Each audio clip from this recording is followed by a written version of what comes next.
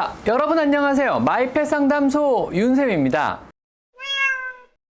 고양이 만성 구내염은요, 고양이가 걸릴 수 있는 최악의 질환인 고양이 치과 질환 중 하나인데요. 생각보다 제가 진료하면서 많이 발견되는 비교적 흔한 질환 중 하나입니다. 어느 정도 진행한 형태의 구내염의 경우는요, 발치와 같은 적극적인 외과 치료를 병행하셔야만 합니다.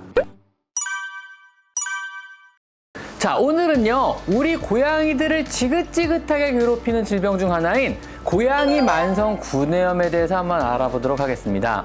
고양이 만성 구내염은요, 대표적으로 노령기에 접어드는 고양이의 삶의 질을 저하시키며 나아가 적절한 조치를 안 취해준다면은요, 생명까지 위협할 수 있는 무서운 질병입니다. 또 고양이가 걸릴 수 있는 최악의 질환인 고양이 치과 질환 중 하나인데요.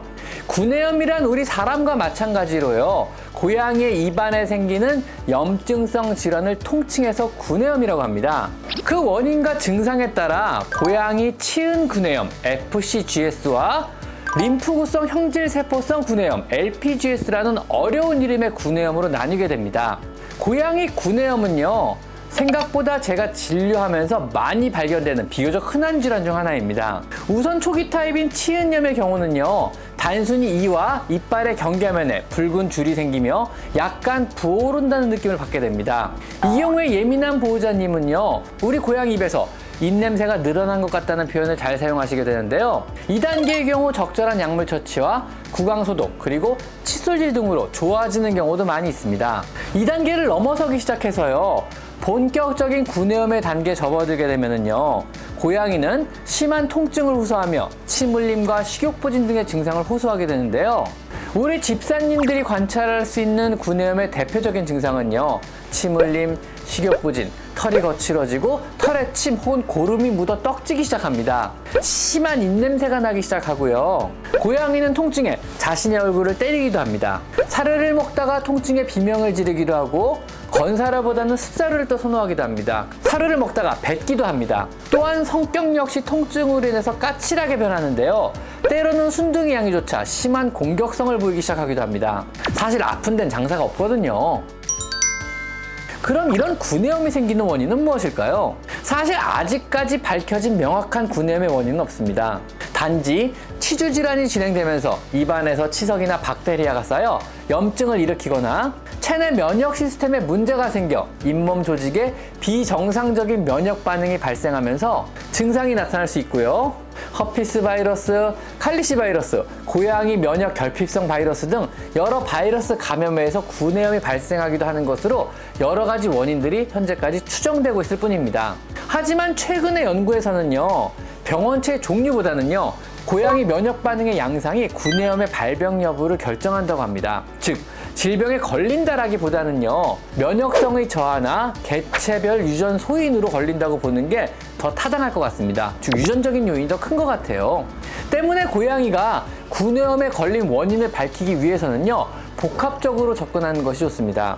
그렇다면은요, 혹시 구내염에 잘 걸리는 고양이가 따로 있는가 하는 질문에는요, 고양이의 구내염에 있어서는요, 품종의 연관성도, 젠더, 즉 성별의 연관성도, 더구나 유전적인 연관성도, 나이의 연관성도 없는 것으로 알려져 있습니다. 그냥 갑자기 생기는 거죠. 실내 생활에서 먹는 사람이 인위적으로 만든 고양이 사료 때문이라는 설도 한때는 있었으나, 길냥이에서도 또 자연 생태계 고양이에서도 흔하게 발견되는 것을 보면은요, 사료의 연관성은 거의 없는 것 같습니다. 자, 그럼 어떻게 치료해야 하는 걸까요? 아까 잠시 언급해드린 대로 초기의 치인염 상황에서는 의외로 스케일링과 열심히 양치질을 해주고 구강을 클로렉시딘 같은 소독약으로 소독해주고 또 동물병원에서 약을 받아 먹이면은요, 의외로 쉽게 좋아지기도 합니다. 하지만은요, 어느 정도 진행한 형태의 구내염의 경우는요, 스케일링과 더불어 여러 약물을 통한 내과적인 치료와 발치와 같은 적극적인 외과 치료를 병행하셔야만 합니다.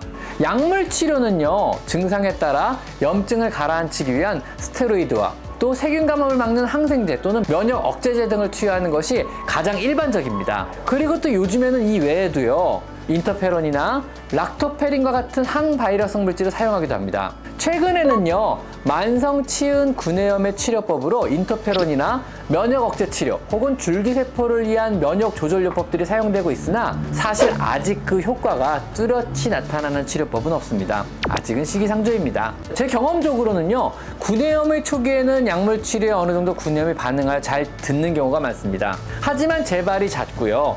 시간이 지나다 보면은요, 어느 순간부터 더 이상 약물에 반응을 하지 않게 되고요. 더불어 스테로이드 같은 약물의 장기간 사용으로 고양이의 건강이 걱정되기 시작한다면은요, 그 다음은 보다 적극적이며 공격적인 처치인 발치를 고려하셔야 합니다. 즉, 이빨을 뽑아버리는 거죠. 발치는요, 현재까지 알려진 구내염의 가장 확실한 치료 방법입니다.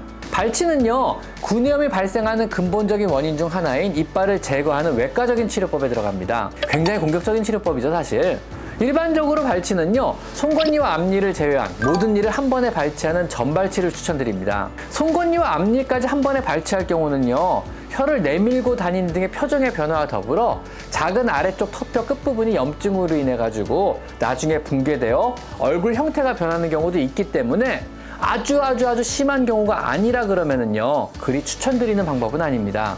통계적으로 발치를 했을 경우에는요, 구내염 증상이 완화되는 비율은 7에서 80%에 달한다고 합니다. 이 이야기는요, 전발치를 하더라도 약 20-30%의 고양이는요, 완치가 되는 것이 아니라 그 증상의 일부가 남아있다는 의미입니다. 하지만 증상을 어느 정도 완화시킨다고만 하더라도요, 충분히 의미 있는 치료이니까 증상이 심해 고양이가 통증을 호소한다면요, 발치를 꼭 해주실 것을 권장드립니다. 고양이의 이빨을 모두 제거했을 때요, 사료를 제대로 먹지 못할지도 모른다고 많이들 생각하시는데요, 사실은 잘 먹습니다. 우려의 걱정과는 달리 고양이는 치아가 없어도 사료를 씹고 먹는데 전혀 지장이 없습니다. 구내염으로 인한 이빨과 잇몸의 통증 때문에 사료를 먹지 못하는 것이 오히려 고양이에게는 더 큰 고통입니다. 어차피 염증과 통증으로 사용하지 못하는 이빨을 빠르게 제거해 줌으로써 고양이의 삶의 질을 높여주는 것이 오히려 더 좋습니다. 심한 구내염의 경우 여러분이 발치를 망설이는 기간만큼 고양이는 고통에 시달리게 된다는 것을 꼭 명심하셨으면 합니다. 자, 그럼 이런 고양이의 만성 구내염을 예방하기 위해서는 어떤 방법이 있을까요? 고양이의 치주 질환을 예방하는 방법으로는요, 크게 5가지가 있습니다. 예방접종을 통한 전염병 관리, 또 정기적인 구강검진, 그리고 치석 제거를 돕는 용품이나 보조제 사용, 그리고 하루에 한 번 이빨 닦기, 마지막으로 외과적인 스케일링을 통한 치석의 제거입니다. 구내염을 비롯한 다른 치주 질환을 예방하는 데 가장 효과적인 방법은요, 규칙적인 칫솔질입니다. 이것은 10번을 강조해도 지나치지 않습니다. 고양이 만성 구내염은요, 고양이로부터 먹는 즐거움을 빼앗을 뿐만 아니라 여러 가지 합병증으로 고양이를 고통 속에 살게 하며 심할 경우 종국에는 고양이를 죽음에 이르게 할 수도 있는 무서운 질병입니다. 고양이의 구강에 관심을 가지시고요, 미리미리 관리하여 고양이를 건강하게 관리해 주실 것을 부탁드립니다. 자, 오늘은 고양이의 질병 중에 하나인 고양이 만성 구내염에 대해서 한번 알아봤습니다. 자, 오늘은 여기까지 마이펫 상담소 윤쌤입니다. 감사합니다.